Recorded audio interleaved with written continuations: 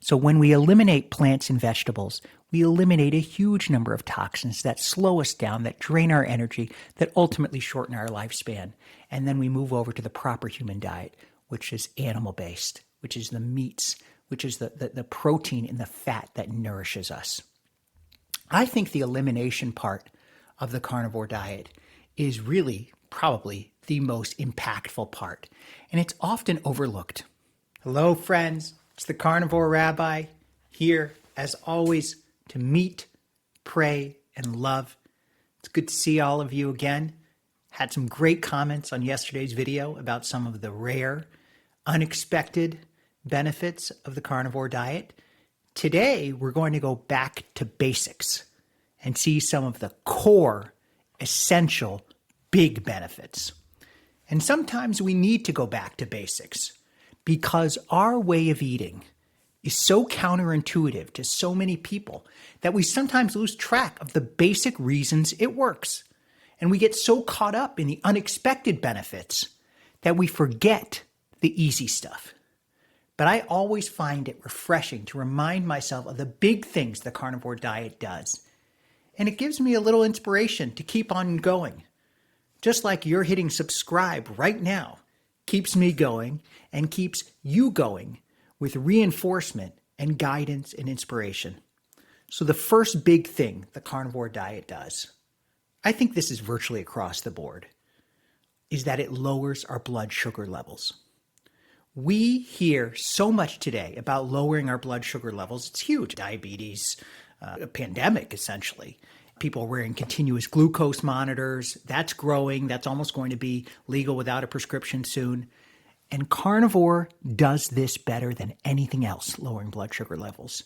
And it's not always to really low levels. Some people have regular blood sugar levels in the 90s, high 90s, low 90s, some in the low 80s. The key thing is that it's stable. It's stable. When we're on the carnivore diet, we don't get the big swings up and down. The stability is what's important. And I like to think that it's more important to have a stable, decent, not too high, not too low blood glucose level than it is to have a really low one that occasionally will up and down. Stability is what's more important. And I get this from the bear, who was really the first and the greatest carnivore. Check out that video I did about him. That was my first really popular video and took off. And his book is life-changing. It was really, and it's not really a book, it's a gathering of his various writings about the carnivore diet and about the way of eating that he really pioneered. Definitely worth reading. But here's what he wrote about blood sugar levels. Standards are really just estimates and guesswork and change all the time, usually going down. For example, the preferred level of blood cholesterol has now been taken to a level which makes 90% of the world's population test over the accepted level, therefore needing medication. Follow the money. When the requirements are more difficult, you can sell more drugs. My blood glucose level, this is the bear writing, is normal, and it has been that way for 47 years. Not higher than average. 100 milligrams per deciliter is normal. If some people nowadays are testing lower, perhaps, this is the bear writing, that is why there is so much depression around. I always feel great, no mood swings, and have a very positive outlook on life. I would assume that anything termed average is just that, the midpoint of a range of normalcy. Like the body fat level each person will normally maintain, it is not fixed, but varies over a small range. I love this stability at the level that's appropriate for each of us as individuals. I hesitate about measuring everything. Yes, blood tests are important. Lipid levels, these are important. But sometimes we attach too much importance to numbers. Everybody's different. I'd like us to think more about how we feel. And of course, I'm not a doctor. This is not medical advice. It's just advice from my own experience and the experience of people who are living healthy, happy, productive, stable lives. And that's what we all aim for. And think about all the people that came before us who survived, who evolved so that we could be here. Did they have all these continuous glucose monitors? Dr. Chafee talks about how he's never used a ketone meter. It's better to trust how we feel and follow the proper human diet that makes sense rather than to try to measure every single calorie and every single change in our blood glucose levels. That can just make us feel OCD. Again, that's my opinion. Some people really find comfort in measuring everything. I find more comfort in just trusting the way I feel. Second big thing the carnivore diet does is it privileges fat. It puts us on a high-fat way of eating. The body prefers fat. Again, the bear talks a lot about how muscles don't need carbs, muscles need fat. And it can take a while to get fat adapted, but it's a much more stable form of energy. Many fewer highs and lows. Again, check out this video I did on fat. Carnivore should be called a fat-based diet, not a meat-based diet, a fat-based diet. Dr. Kiltz talks about this. We are running on fat. I'd like to get one of those shirts that says fueled by fat. That's true. One of the worst things that happened in the English language is to confuse the source of our energy, fat, with a negative physical body appearance that people associate with lack of health, obesity. They are very different things.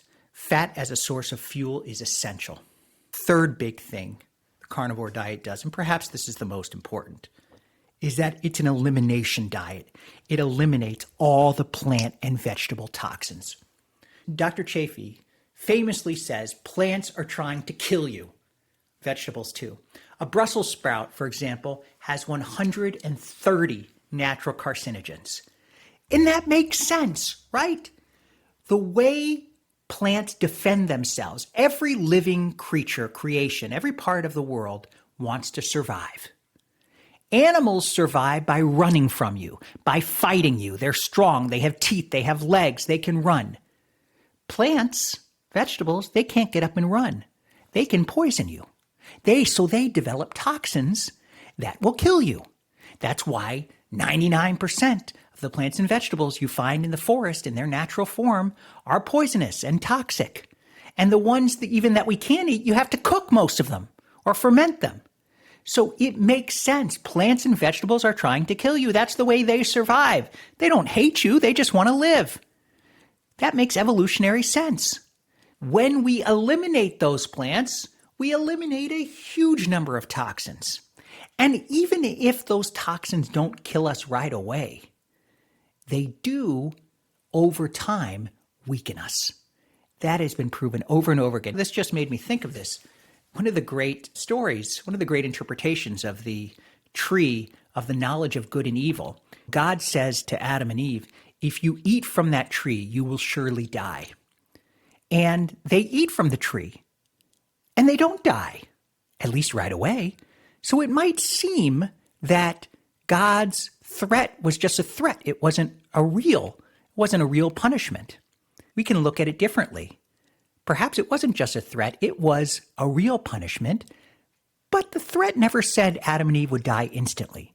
Maybe they were initially immortal, but when they ate from the plant, from the vegetable, from a tree, they ingested the toxins that would eventually kill them. Not instantly, but just like us, when we eat those vegetable toxins, we're slowly hurting ourselves, slowly killing ourselves.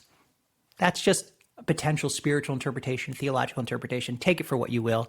I wouldn't take it literally, but at least that struck me, that plants and vegetables, the toxins, they sometimes don't seem as dangerous as they are because their impact is over time. So when we eliminate plants and vegetables, we eliminate a huge number of toxins that slow us down, that drain our energy, that ultimately shorten our lifespan. And then we move over to the proper human diet, which is animal-based, which is the meats, which is the protein and the fat that nourishes us.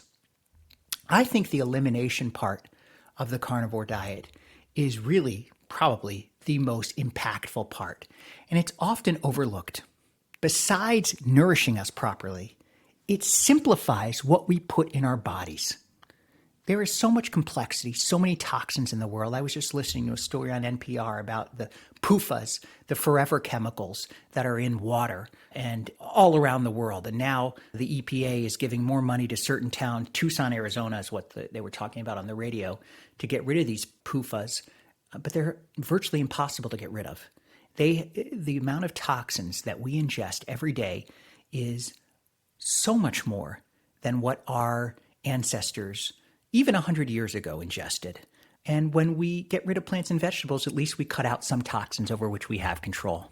The final kind of beautiful simplicity of the carnivore diet is that when we are eating animals, we are harnessing energy very efficiently. There's a philosophy behind this. I read this wonderful book by James Sussman, S-U-M-A-N, called Work. And he talks about how a critical evolutionary step in humanity was when we ate foods that harnessed the energy of other creatures, that they had done the work that we are benefiting from. Just like cattle eat all kinds of vegetation, and they process the vegetation, and then we can benefit from that processed vegetation when we eat cattle. It's a beautiful thing. It's efficient. It's almost like a form of nutritional leverage. I think I just invented that phrase, nutritional leverage. We're leveraging the work of cattle. Here's what Sussman writes. Evolution began to positively select in favor of some life forms that harvested their energy from a novel, much richer source of free energy than oxygen. They consumed other living things that had already gone to the trouble of collecting and concentrating energy and vital nutrients in their flesh, organs, shells, and bones. Yes, we are deriving energy from what we eat because they derive the energy from what they ate. That's why we're higher up on the food chain. By the way, that's from a great book, highly recommended, Work, A Deep History from the Stone Age to the Age of Robots by James Sussman. The carnivore diet is about much more than what we eat. It reflects a philosophy and a way of looking at the world, and it will give you a deep sense of clarity and peace of mind and efficient use of energy that is possible through no other way of eating. Enjoy this previous video I did. Here you've heard some of the core foundational benefits of the carnivore diet. Check out this earlier video about some of the rarer benefits, the more unusual benefits of the carnivore diet.